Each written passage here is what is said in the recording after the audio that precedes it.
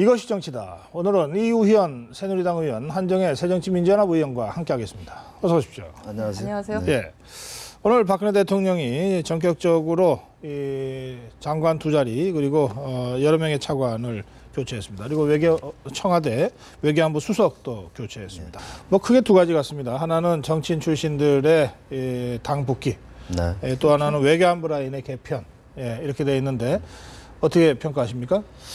뭐 아마 이번 개각은 박근혜 대통령께서 전문성을 갖추고 또 박근혜 정부 과제를 정말 국정과제를 또 4대 개혁, 지금 노동, 교육, 또 금융, 공공 이런 개혁을 통할 수 있고 개혁할 수 있는 그런 또 전문성을 갖춘 장관으로 임명하지 않았나 이런 생각을 갖고요. 네. 우리 새누리당에서 뭐 이제 청문회를 통해서 청렴성과 또 도덕성, 또 전문성, 또 이제 장관들이 자꾸 인신적인 그런 것보다는 정말 그 분야의 전문성과 국가의 미래를 위해서 정말 능력이 있느냐 네. 이런 것을 청문회가 이번에 꼭 돼서 여야가 정말 그 장관으로서 국가 경제가 어렵고 힘들 때 장관의 능력이 있는가 이런 것을 검증하는 것이 중요하다고 생각합니다. 예, 한정혜 의원. 일단은 말씀하신 것처럼 순차적 개각이라고 하셨는데 그건 이미 이제 정치인 출신 장관들이 결국 복귀가 가시화됐다라고 보고 이제 일단 두 분이 다시 당으로 복귀를 하시는데 그래서 7개월 전에 저희가 이게 7개월짜리 장관이 될 가능성이 있다라고 했을 때 그때 청문회에서 몇몇 분께서는 아니다. 장관직에 충실하겠다라고는 말씀을 하셨는데 사실은 그렇게 안 되는 거죠. 그래서 좀 아쉽다라는 그런 말씀을 미리 드리고요. 그리고 우리 의원님께서 말씀해 주셨습니다만 이제 4대 개혁 중에 노동이나 금융, 공공, 교육 부분을 보강하기 위한 인사다라고 할 것 같으면 저는 조금 염려되는 것이 이게 교육이나 하다못해 이 보건복지 분야까지 경제인 출신을 차관으로 앉히는 것은 이건 경제의 논리로는 접근해서는 안 되는 분야이기도 한데 이렇게 되는 것 아닌가라고 해서 사실은 좀 염려가 되기도 합니다. 그래서 기재부 출신들이 약진하고 있네요. 그렇습니다. 기재부 출신 더하기 그다음에 이제 경제 쪽 학자 이현 교수님 같은 경우는 그렇죠. 그래서 이렇게 모든 것을 예를 들어서 이제 교육과 관련된 것도 경제의 논리로 만약 접근한다라고 하면 이게 되겠는가라고 알겠습니다. 하는 좀 우려는 됩니다. 좀 구체적으로 한두 가지 더 질문드리겠습니다. 그러니까 그 유기준 이제 의원이 됐군요. 예. 그리고 유일호 의원. 예. 뭐 일부 언론에서는 이제 룰 전쟁을 앞두고 또 공천 전쟁을 앞두고 친박계의 화력을 좀 보강하는 의미가 있다 이렇게도 분석하더라고요. 뭐 그런 것은 아니라고 생각합니다. 그런 우리 유기준 예. 장관이나 유일호 장관께서는 예. 뭐 정말 성격이나 모든 성품을 네. 그런 거하고 뭐 관계 보강이 있나요? 지금 당내에서는 뭐 친이 친박 그것도 없어진 지 오래됐습니다. 지금 그런 진짜 없습니까? 네, 없습니다. 친이 친박은 없고 이제 예. 친김 친박 이렇게 나뉘는 거 아닌가요? 저 새정년이 좀 그런 거지 우리는 그런 거 없습니다. 알겠습니다. 이쪽으로 또 돌리시니까. 자, 그리고 한 가지만 더. 외교안보 라인에 대해서는 이번에 책임을 물어서 그 개편을 했다 이렇게 다들 보는 것 같은데 그런 성격이 있는 거죠? 뭐 아마 이제 한국형 전투기 문제 때문에 국민들 좀 기대를 크게 조금 했을 텐데 미국에서 핵심 기술에 대해서 이전을 좀 약간 협의하겠다 이렇게 좀 그래도 뭐 저도 뭐 우리가 좋은 기술을 개발해 놓고 만약 베트남이나 인도나 중국이 달라 그러면 한꺼번에 주지는 않을 거로 생각합니다. 우리 정부도요. 그래서 협의하겠다고 한 그 큰 틀에서 우리가 약정한 것을 했고 그동안 외교는 굉장히 성공했다. 박근혜 정부 들어와서. 그래서 저는 그런 부분에 아마 이제 이번에 뭐 우리 주철기 안보수석께서 또 방미 전에 이미 사의를 표명했었고 그래서 아마 더 적합한 사람을 외교안보수석과 1차장에 좀 보강하지 않았나 이렇게 생각했습니다. 그런데 뭐 새정치민주연합에서는 이른바 굴욕 외교 뭐 이렇게 이름 붙여서 한민구 국방장관, 한민구 장관 또 뭐 윤병세 장관 또 김관진 안보실장에 대해서 뭐 경질하라 이렇게 지금 문제를 제기하고 있죠. 그냥 이게 KFX 사업과 관련해서 처음으로 KFX를 결정하고 도입을 하겠다고 결정을 했던 게 김관진 국방장관 때였습니다. 네. 본인이 결국은 최종적으로 그 실무적인 검토를 끝내서 청와대에 보고를 한 것이었거든요. 네. 그러니까 그것을 보고를 할 때 4대 핵심 기술 부분에 대한 국내 이전, 우리 기술로 네. 이전과 관련된 이런 것이 암묵적으로라도 협의가 되지 않은 상태에서 이걸 결정했다라고 하면 그건 정말 문제인 것이고요. 그것이 당연히 잘 진행될 것이라는 전제하에 사실은 이것이 승리됐고 지금까지 진행돼 왔는데 그게 무산되었기 때문에 그거 외에 지금 뭐 열 몇 가지 부차적인 기술 이전과 관련된 걸 협의를 한다라고 하지만 핵심 기술이 배제된 상태에서 과연 다른 기술들을 뭐 이렇게 줘봐야 이게 뭐가 되겠는가라고 하는 염려도 되고요. 구력 외교에 따른 책임을 져야 되는데 대리 경질로 지금 면피하려고 그런다. 야당이 그렇게 보고 있는 것 조금 같습니다. 그렇습니다. 그래서 저희가 보기엔 이게 문책 인사인 듯 문책 인사가 아닌 듯 막 그렇습니다. 그렇게 생각은 안 하고요. 뭐 아마 이제 외교 라인이 오랫동안 또 저 다른 장관이나 외교 라인은 오랫동안 지속됐던 것 같고요. 또 뭐 이번에 그 문제가 뭐 야당에서 굴욕 외교라고 그러는데 뭐 한미 관계가 한미 정상회담에서 굴욕이 있고 미국과 우리 대한민국이 뭐 굴욕이 있고 뭐가 있겠습니까? 서로 동맹국가고 이번에 또 방미 성과가 뭐 굉장히 그래도 많지 않았나 이렇게 생각을 갖습니다. 그래서 그런 큰 틀에서 외교를 봐야지. 이거 작은 거 하나를 가지고 그것만 가지고 하면 옳지 않다. 저는 그렇게 생각합니다. 알겠습니다. 이 박근혜 대통령이 아마 방미 외교를 마치고 돌아와서 좀 할 말이 많았던 것 같습니다. 그래서 방미 외교 성과와 내용에 대해서 좀 설명하는 기회를 갖고 싶다.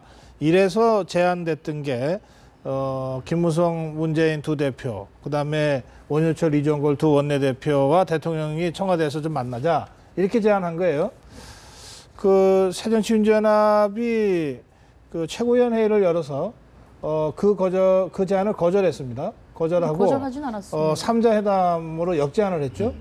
대통령과 당 대표 둘이 이렇게 세 명이서 만나자고. 그러니까 5자 회담을 거절한 거 아닙니까? 5자 회담을 거절하고 3자 회담을 역제안한 거 아닙니까? 청와대 반응이 아직 안 나온 것 같은데 그 이유가 뭡니까?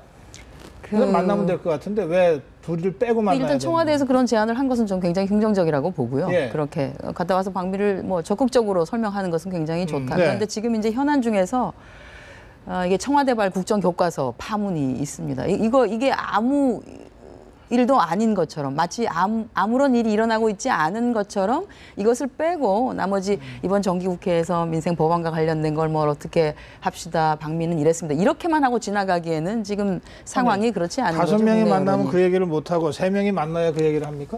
아니 그런 건 아니죠. 그러니까 제가 오자가 될 수도 있고 왜 5자 회담을 그냥 받아서 하면 되는데 굳이 3자 회담으로 역제안을 해서 이게 지금 청와대가 뭐 5자 고집하고 새정치연합이 3자 고집하면 안 되는 거 아닙니까? 그건 아니죠. 또 이제 협의를 하면서 얼마든지 조율이 될 수 있다고 보고요. 안건과 같은 것은 굉장히 열린 자세로 논의를 할 필요가 있으니까 청와대에서 얘기하고 싶은 것도 얘기를 하고 또 이게 자주 만날 수 있는 것이 아니지 않습니까? 그러니까 설명은 하시지만 제가 이해가 안 돼요. 아니 5명이 만나면 얘기하기가 어려워서 3명이 만나자 지금 역제안이 그렇게 나오는 겁니까? 아니, 5명이 만날 수도 있다고 생각합니다. 5명. 5자 회담도 그럼요. 그렇게 가능하다. 해도 된다는 거죠. 그렇죠. 지금 3자 회담 역제안을 했는데. 뭐 이제 말씀하세요. 대통령께서 5자 회담을 제안했던 이유는 국회의 모든 현안은 원내대표들이 거의 합니다. 야당, 여당 할 거 없이요. 그러니까 대통령께서는 당대표들은 외부적인 역할을 하지만 실질적인 국회 안에서 민생 법안이라든지 예산이라든지 이런 것은 다 원내대표들이 지금 추진해서 하니까 5자 회담을 제안했던 거고요. 또 역대 대통령들 중에 가장 국회의원을 성실하게 하셨던 분이 박근혜 대통령 아니겠습니까? 그래서 국회에 대한 현안을 너무 잘 알기 때문에 5자 회담을 제안했는데 야당은 꼭 항상 무엇을 제안하면 항상 반대로 또 제안을 합니다. 그것은 옳지 않다. 뭐 받아들이고 5자 회담 굉장히 중요하고 지금 국민 경제도 어렵고요. 또 미국 갔다 온 성과에 대해서도 또 대통령께서 보고한다 그러면 그걸 받아들이는 것이 저는 옳다.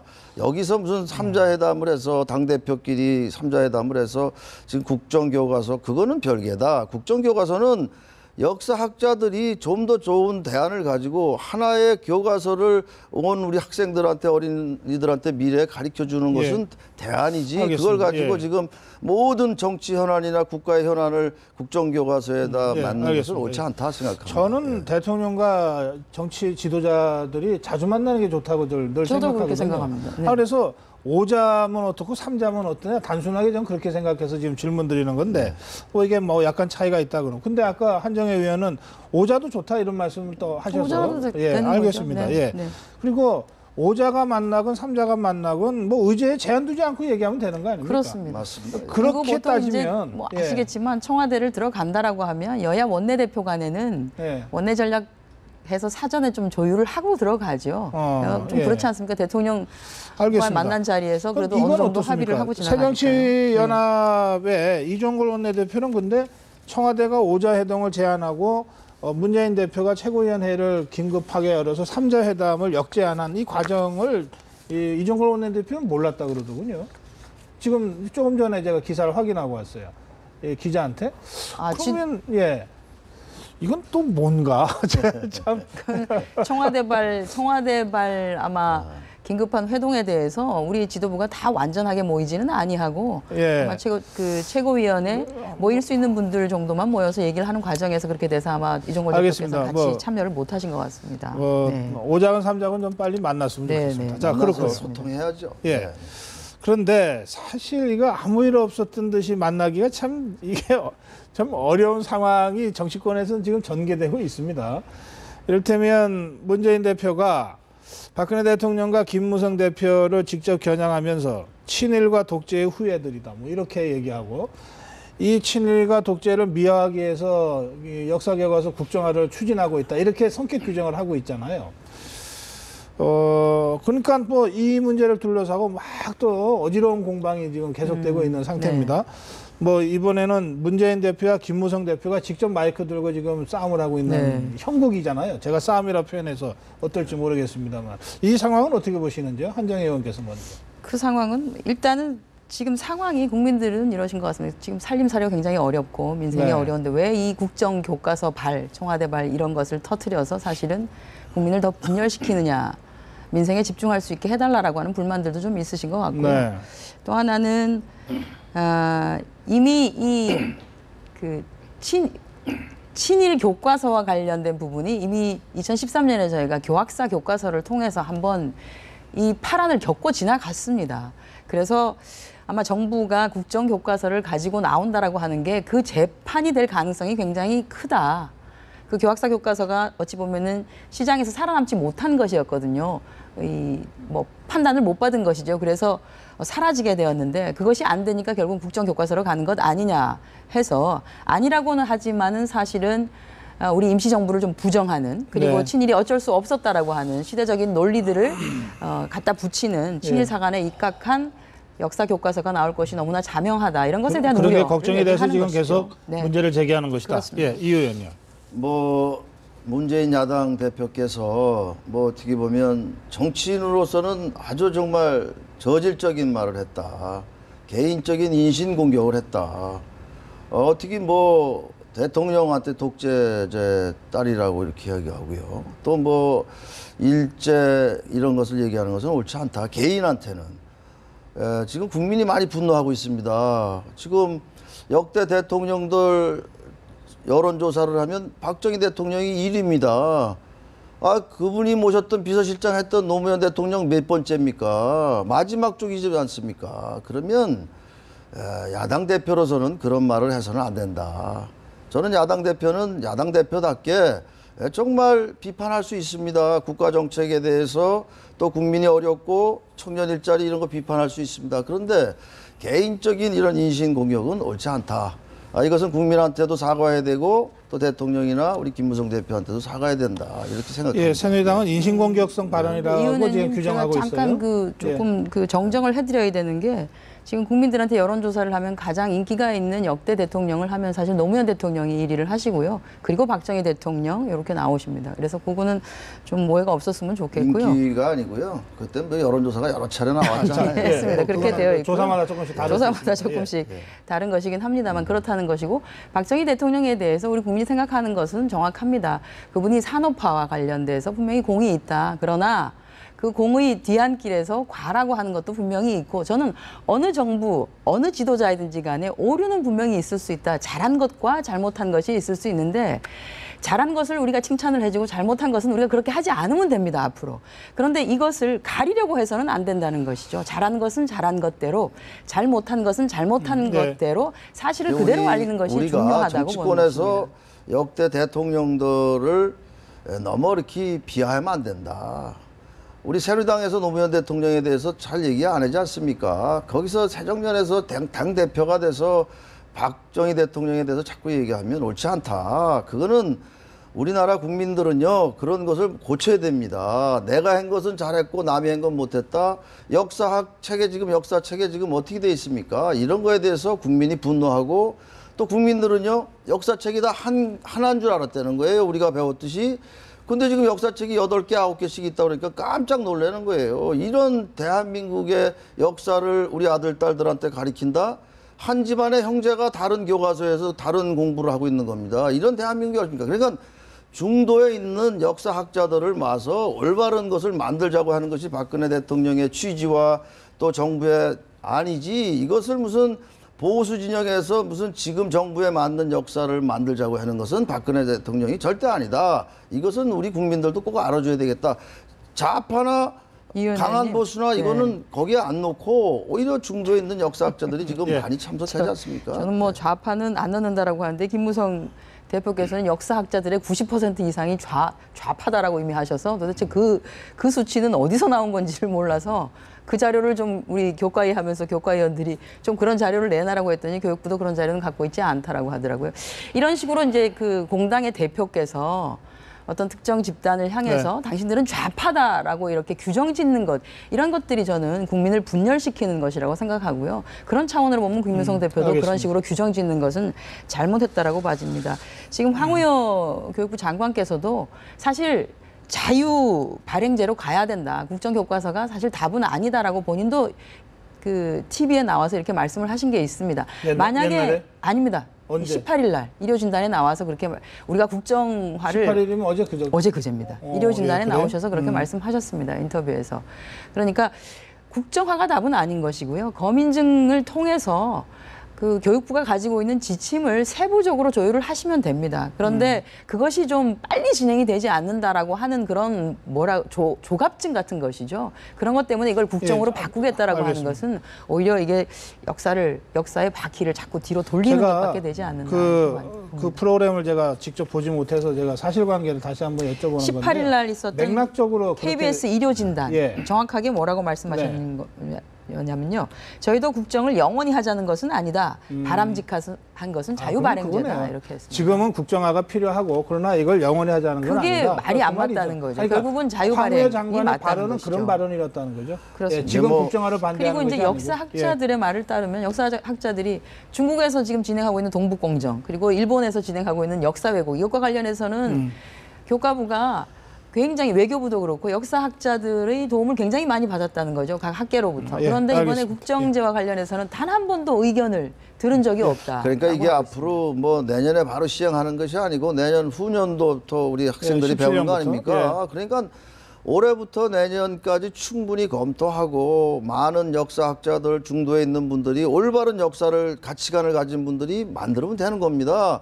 지금 좌편향성에 있는 학자들이 여기에 개입해도 안 되고요. 또 우편향에 있는 학자들이 개입해도 안 된다고 봅니다. 그래서 단 거기에 지금 16개인가 18개가 지금 대법원 판결까지 받아서 북한을 찬양하는 역사책도 많고 또 김일성이가 잘했다는 것도 많고 이런 거 막 나왔지 않습니까? 이런 걸 고쳐야지 대한민국의 김일성이 주체 사상에 대해서 우리 학생들이 볼 때 좋은 뜻으로다가 비춰진다면 이건 잘못된 거 아닙니까? 대한민국은 분명히 민주주의 국가 아닙니까? 우리나라가 공산주의 국가가 아니지 않습니까? 그래서 이거 고쳐야 된다. 시간이 다 돼서 그런데요. 위원님이 역사 교과서 안 보셨죠? 아니 지금 아니에요. 그러지 마시고 주요 요직이 나왔잖아요. 아닙니다. 주요 역사 쪽에. 교과서를 꼭 한번 보시라고 한번 우리 말씀을 드리고 한정혜 싶습니다. 의원님도 새누리당에서 황교안 그 책자 만든 게 있어요. 그거 한번 황교안 보세요. 총리께서도 그러시고 저 황우여 부총리께서도 그러시고 역사 교과서를 한번 제대로 안 보셨어요. 안 보셨기 때문에 이렇게 말씀을 하시는데 실제 보시면 그렇지 않다는 것을 아실 수가 있고요. 대법원 판결까지 다 나왔잖아요. 대법원 판결이 나는 것은 없고요. 대법원 법원 판결 판결에서 전에 다 나온 것도 검인 있잖아요. 중에서 수정해라고. 교육부의 지침을 지키지 않은 것에 대해서는 이미 수정 명령을 통해서 수정이 예, 다 알겠습니다. 되었습니다. 예. 그 수정 절차를 법적 절차를 거치지 않는다 그래서 그 저작권을 가지고 있는 참가했던 사람들이 소송을 제기한 한 의원님 특히 것이고요. 8개, 9개 교과서를 다른 학생이 다 다르게 배워야 우리 국민 그 학생들- 내용은 거의 대동소이합니다. 다르죠. 시험 문제가 다르게 제발 그건 한번 역사 아닙니다. 교과서를 한번 예. 보시라고 야, 말씀드리겠습니다. 앞으로 토론을 통해서 충분히 검증하면 된다고 오늘 생각합니다. 이 다른 문제는 아예 다루지도 못하고 여기서 마무리해야 되겠습니다. 예, 두 분 말씀 잘 들었습니다. 예. 고맙습니다. 교과서 보고 예. 와서 하겠습니다. 예. 감사합니다. 자, 예.